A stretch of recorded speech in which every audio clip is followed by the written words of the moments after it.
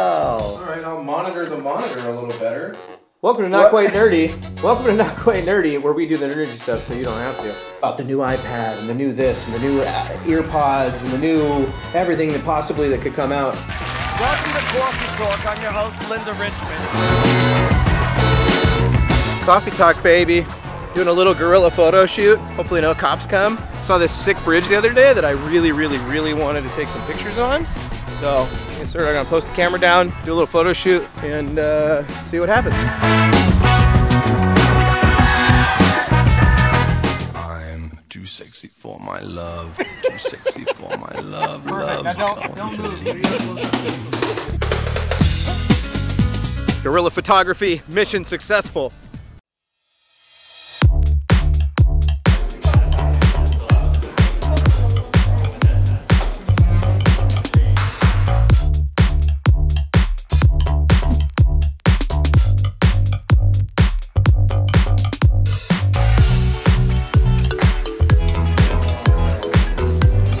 Jazz.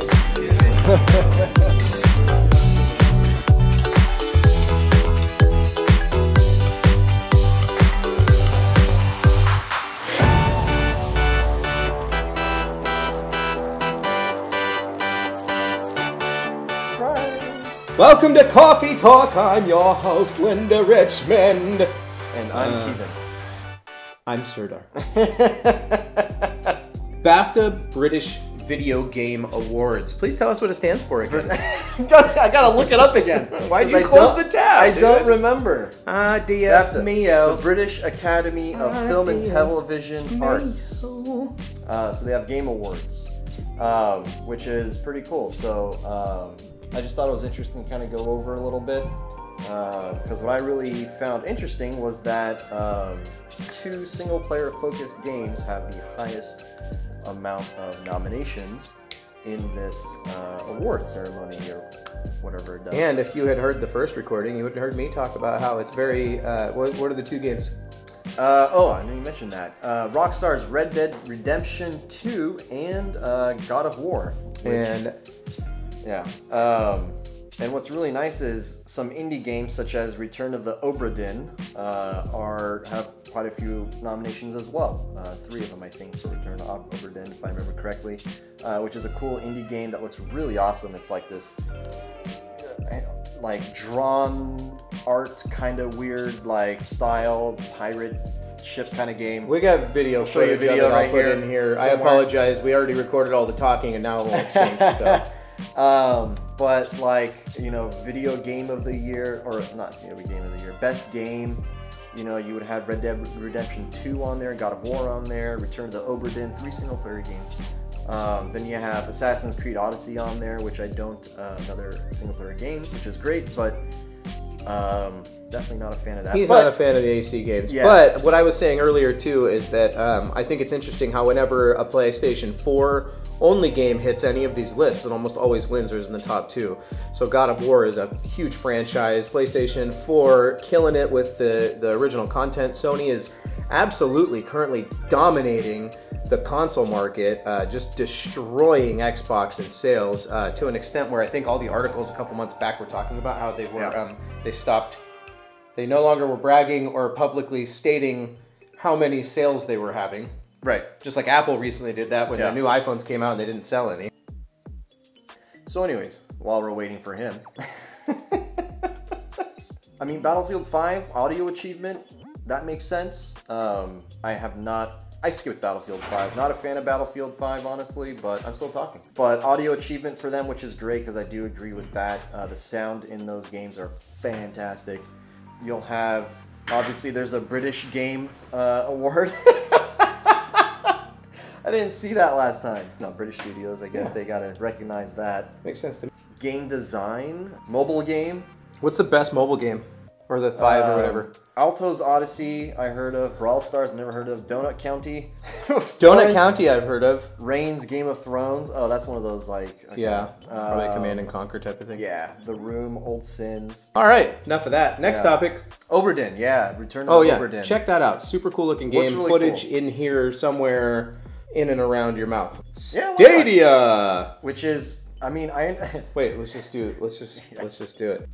Hey Siri, what's a Stadia? A stadium is a place or venue for outdoor space around it designed to allow us to view the event noted that for entry, the only event. So last week we were talking about how bad, well I was talking about how bad Siri is. Google Assistant is the only one that can actually tell us what a Stadia is. Yeah, because even now, if I go on my computer and just type in define Stadia, Stadium. Yeah, kind of no matter what. Okay, yeah, go for it. You can add OK Google to Siri. Hey Google, what's a Stadia? It was just working earlier. Hey Google, what's a Stadia? Hey Google, what is a Stadia? There we go. Here's the definition of stadium. Oh God, they all. Tiers of seats for All right, whatever. But the Google Home, didn't it pull up the correct? Yeah. But maybe the Google Home has a better direct connection to the internet. I don't know. But then looking up here, like if we look at like definition of Stadia. What's the definition of a Stadia? Here's the definition of stadium. Oh Lord! Again, yeah. But it is a method of surveying in which distances are read by noting the interval on a graduated rod intercepted by two parallel crosshairs mounted serving instrument, rod being one end of the distance to be measured. 1 hour later. Instrument at the other. You probably wonder why we're talking about this and the definition of it. That's what Google named their new streaming online gaming service. They named it after some rods and some crosshairs. Yeah. Which, okay, if you analyze it, kind of makes sense because it's, like a direct line, because I guess their whole concept is direct connection to the cloud service they're doing for rendering. They've got Xbox and their crosshairs, and they shove their rod in PlayStation. And put the rods in there, all the way up there. Anyway, so that makes a lot of sense. But it is the dumbest name. Come on, Google. Pixel made sense. Pixel? It's got a cool name. It's got a screen with a bunch of pixels in it. Yeah. Isn't Pixel the name of their Google guy? Maybe the green dude? I don't know. But at least the phone's known for the camera.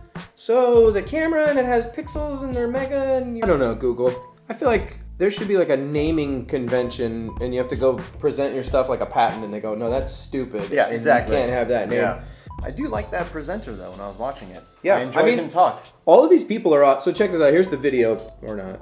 Okay, let's stop it right there. It's inspired by gamers. No, inspired by developers. Yeah, so here's the issue. Every time somebody creates software for a purpose, and they're not actually the end user, it comes out like crap. So there's my first fear. So in as quick as 5 seconds with disparity, we'll call it, between everyone's different Wi-Fi ranges and their internet speeds at their homes, depending on where they are, you will be able, they're saying, to supposedly be watching a YouTube video of somebody else playing Assassin's Creed, and then below that, if you have this service, which we don't know if you have to buy the games for $60, we don't know if you have to have a subscription to the EA monthly thing. We don't know what that's going to be, what the pricing looks like, what any of it is. But they're saying that there'll be a play button right below it, and you'll click it, and within 5 seconds, you're playing the game after streaming a video. So that's, I don't know. What do you think about that? I don't know. It just seems like the execution's unrealistic at this point. It seems very unrealistic.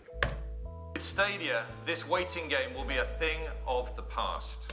There we go. This Stadia, this waiting game will be a thing of the past.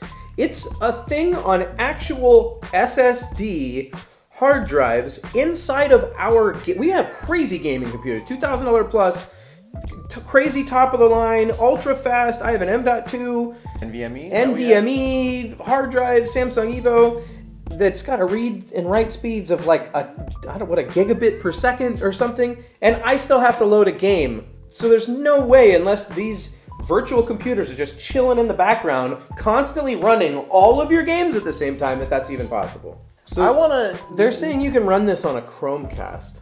Right, but I want to know how, because they're saying, I guess, it's tied to the controller somehow. The controller knows what device you want to play it on. It knows it because it's not... So this is what I understand of it. You have the video game that's being controlled by whatever device you're on. Yeah. But your remote is also connected to the game. Right. So the remote itself, the controller itself, never is changing. Right. Just it's like if you had 3 monitors, I think, essentially, to your computer. The controller and the computer would be connected together to each other, and then no matter which monitor you turned on or off, the game would show up on that. So I think that's what they're trying to do. The Wi-Fi remote is cool, though. It just seems like they're going way too deep into this, like making it way too complicated, kind of.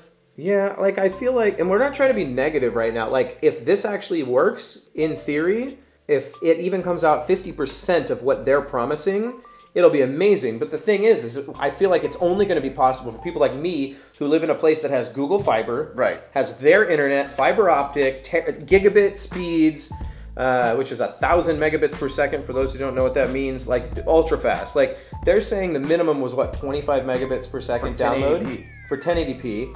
For 1080p, 1080p 60 frames a second is Lord. what I read. And then what if you're at what if you have a data cap on your internet? Well, you do for, this is the other issue. This is why I switched to Google Fiber. Google Fiber doesn't charge you any amount. Well, I know. And I had to switch from Cox, but think about this. I had to switch from Cox because my 4K streaming video alone, just watching movies and downloading a 60 gig or 80 gig video game once or twice a month, I was getting charged for another half a terabyte internet a month. They're charging me data like it's a cell phone plan. Right, yeah. So if you have Cox Communications, Time Warner, or whatever what they turn into, Spectrum, a lot of those companies, they're charging you once you break a terabyte. So if you're streaming this in 4K to your TV in the living room at 60 frames per second, if I was streaming Netflix at 4K and it was 6 gigabytes per hour, right? What is that? Exactly. Well, that should be the same amount. You're still streaming. You're not streaming it at same 60p data though on Netflix, I don't think. Which means it would be more. The more frames it sends, the more data it is. So like, you know, and there's data going back and forth both ways. Like I don't know. Right. It just seems a little bit unrealistic. I want this to work. We will see if it works. It's scheduled to come out in 2019. No so pricing structure, sometime nothing. in the next 9 months. Yeah, anywhere potentially. At 8.5 months. So we've seen this before. This is not the first time that this has been around. This is not new. Correct. The streaming it direct, and that's the other thing. Think about it. You're going to be simultaneously streaming it to your YouTube, right? And it'll be recording somewhere on a like where is this data center? Like where is all this infrastructure? It just seems crazy. What we do have though is a company called Shadow. It's essentially a gaming PC, a real gaming PC, virtually somewhere else, and you remote into it, and then it'll run your games. You can use your controllers and everything you have works on Mac, which is incredible because most things can't run on a Mac at all. So now you actually have a virtual Windows PC somewhere. But the cooler thing about something like Shadow versus this is Shadow's not just gaming. It is a full desktop experience that you log into from anywhere with an internet connection, and you are able to video edit. You have a 256 gigabyte SSD hard drive, so it's lightning fast. You have, they're talking about this is going to be 10 teraflops or whatever, which is what everybody now, everybody's talking about teraflops now, which isn't even the exact thing that tells you how good your graphics are going to be. I want to really make that clear. And that's how many teraflops does not make it? Like what quality of game is that? That's what I'm saying. You know what 10 teraflops. They'll say 4K 60, but lowest settings. Yeah, what are the settings? And if the Xbox is 6.5 teraflops, how come my graphics look almost twice as good? Yeah. And my detail range looks almost twice as good with the GTX 1080, which has 9.5 teraflops. And then I went and looked up because that's the first thing that really rung. Oh, it's 10 teraflops. Oh, it's got all the teraflops. Just like when the Xbox came out, the Xbox One X. I was like, who cares? So I go home and look up, jump on the computer, look it up. The GPUs running for ShadowTech are a Quadro, which is a professional grade video editing, effects rendering, special effects, like what do they call it? Like money and banking and financial computing. Right. And these things have like way bigger, crazier amounts of RAM and compute units and all that, still made by NVIDIA. So I looked up the teraflops of those. Every model of the Quadro that you can buy right now starts at least 18 teraflops. And just for an example, the Quadros that ran through the stream and everything, they could not run a 1440 game as well as my actual physical computer with a GTX 1080 could. And that's the thing. So it's not what you have, it's how you run it as well. So you can't just go, oh, all the teraflops. Okay, but how many frames per second at 4K, at how many, like what, there's so many more facets to that. How is the whole PC built? Are these just virtual machines as well? Is this some giant tower rig that's in a server somewhere that has just 100 GPUs in it and then 100 CPUs in it and it's virtually running the games? Or is it like ShadowTech where it's a real thing and you have a real computer and you can remote and log into it? And what's crazy about Shadow 2 is it could truly be a fully secure actual work computer for you. Right. Instead of buying a work computer, none of your data is actually coming from that actual computer to you. It's a video stream. So you can't like remote into a video stream and hack it. So you actually have their data center and their servers and their whole system is actually more secure than yours would be in your own house. So if you're gonna go this route, you wanna be able to game anywhere, you do that, because that's the most secure possible option.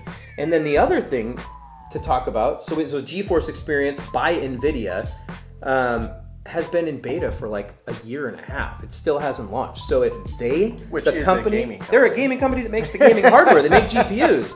So if they don't even have, they know how to render games. Yeah, they don't have it dialed in yet. So like, how is Google going to have surpassed the company that literally has driven?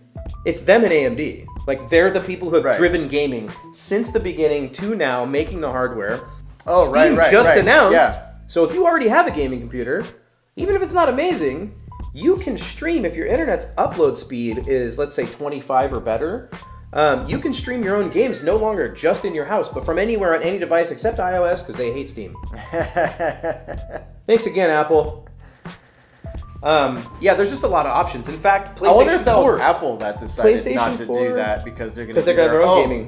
Which of course they will. Dumbest decision. It's a terrible decision unless it's like this and it turns into this giant thing where you can stream any game in 4K. Right. Well, you know, everyone deep in the iPhone world is going to do their service because they're going to... Only if it makes sense. Whatever little mobile clicky beam it is, here's the thing. They're still going to do it. Here's the thing with Apple. Everybody who's got a fucking... everybody who's got an Apple laptop, they can't play any freaking games on them even if they have a GPU in them. Right. Because they're such low-level GPUs, because they have to be, because, I mean, look how thin it is. Which is also why it's 1,000 degrees right now doing a screen recording at the same time. But yeah, that's the thing. Like, what's the point? Like, nobody who has only Apple computers is going to be like, oh, man, I can only use their service. Yeah. The TV service, did we talk about the TV service being free? Did I tell you I found that out? Yeah, their new TV streaming service that they're supposed to launch. Free, really? I read a whole article. Anybody with iOS devices, we'll find out on the 25th next month or next week, and we'll do some coverage of it. The rumors are that it's probably going to be free for anybody that has an iOS device. So if you already have an Apple TV like I do, or an iPhone or an iPad, you'll be able to watch it on those devices for free. You won't have to pay for the service. And then the people who will be paying for it will be the Samsung TVs and all this new stuff that's going to now have it as an app available. License it or whatever. Or... Which will probably be like Roku. I'm guessing may have it eventually. You know, Google Chromecast probably won't. Interesting. Yeah. I don't think Apple's going to give it to Google. But yeah, so that's all that. Well, obviously, when it comes out and we know what's going on, we'll give you a better idea. But watch out for the ShadowTech video, because that is something that does exist now. It is real. If you're watching this and you're in kind of the Western United States, there's a data center in LA. So the latency is like super low. We're talking, what's the latency like on a TV when you're gaming from an Xbox or whatever? It's like 183 milliseconds, something very long. So just as an example, when you're buying gaming stuff and you're plugging your monitor in directly and your mouse and keyboard in directly, and you're playing competitive, high, fast-paced games, the goal is to have no latency. So every time you click a button or you see something, you're going to go to shoot someone to pull that trigger. You want the lag between what you're seeing and what you're clicking to be within a couple of milliseconds. So you'll see monitors and things when you buy them, they boast a 1 millisecond response time. We're talking 183, 250, 300. I think this TV I have now, my new LG, was like 300 and something millisecond lag, which explains why I'm so much worse at playing games on that than I am. So, you know, that's a huge deal. So if your TV's already got that input lag, you know, and then you're introducing internet lag, another stream it. Yeah, and so the test that I've seen with the ShadowTech is like 70, 80 millisecond lag, which really, I mean, it's milliseconds. It's not crazy. That's not too bad. No, but 300 milliseconds That's is bad. like a third of a second or whatever. It's pretty bad. Yeah, that's really bad. We'll catch you on the next one.